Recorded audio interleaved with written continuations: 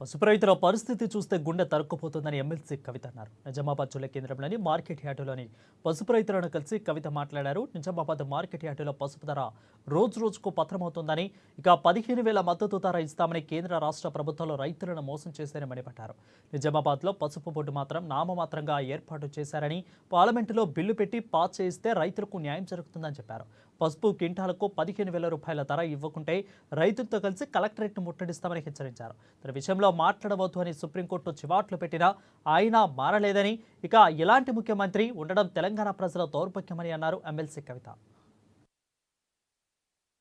ఒక 15 రోజులు అయితే అది చాలా అయితే ఇంకా మరి తక్కువ అవుతుంది. ఇంకా వస్తే ఇంకా తగ్గుతుంది కదా. అయితే మేమేమనుకున్నాము అంటే పసుపోడు అయింది కదా, అయిందని మేము అంతా రైతులంతా హర్షం వ్యక్తం చేసాం, సంతోషం చేసాం. మళ్ళీ పోయి దానికి తోడుగా మా నిజామాబాద్ వాసి నుంచి నాయకులందరూ కూడా 15,000 మద్దతు ధర ఇస్తామని చెప్పి గొప్ప గొప్ప ప్రకటనలు చేసినారు. పసుపు బోర్డు ఏర్పాటు చేస్తామని చెప్పి ప్రకటన చేసినారు. కానీ ఆ దిశగా ఏమీ కూడా జరగనందుకు నిజంగా బాధగా ఉన్నది. పేరుకే ఒక గెజెట్ ఇచ్చి పసుపు బోర్డు ఇచ్చిరు తప్పితే దానికి చట్టబద్ధత లేదు. దాంతో ఇప్పుడు ఏమైతున్నది, రైతులకు ధర పడిపోయేటటువంటి పరిస్థితి ఉన్నది. ఒకవేళ పసుపు బోర్డు నిజంగా పార్లమెంట్లో బిల్లు పెట్టి పాస్ చేస్తే బయట దేశాల నుంచి వచ్చేటటువంటి నాసి రకం పసుపు దిగుమతిని తగ్గించుకోవచ్చు.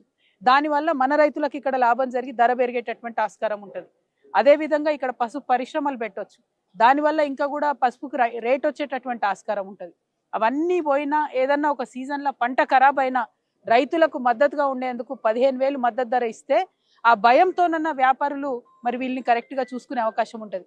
ఇవాళ ఇవేమీ లేనందుకు ఇక్కడ మొత్తం మార్కెట్లో వ్యాపారులంతా కూడా సిండికేట్ అయిపోయినరు. మొత్తానికి మొత్తం ధర తగ్గిస్తుండ్రు. వచ్చినటువంటి రైతు ఒక్కొక్కరు 2, 3, 4 రోజులు వెయిట్ చేస్తే కూడా కనీసం ఈ వెరైటీ ఏంది, బిల్ ఏందని చేస్తలేరు. చేసి ఇక తప్పనిసరి పరిస్థితులలో రైతు ఇక ఇచ్చిపోయేటటువంటి పరిస్థితిని తీసుకొచ్చి ఒక విధంగా చెప్పాలంటే నిజంగా రైతుల్ని బ్లాక్మెయిల్ చేసేటటువంటి పరిస్థితి ఇక్కడ కనబడతా ఉంది. వచ్చిన రైతు ఖాళీ చేతులతో ఎట్లా వెనక్కి పోతాడు, మళ్ళా పంటనంతా ఎట్లా ఇంటికి తీసుకుపోతాడు, ఆ దీనమైనటువంటి పరిస్థితిలోకి నెట్టుతున్నారు. మార్కెట్కి వచ్చిన రైతులు 3, 4 రోజులు కృష్ణానదీ జలాలను ఏపీ ప్రభుత్వం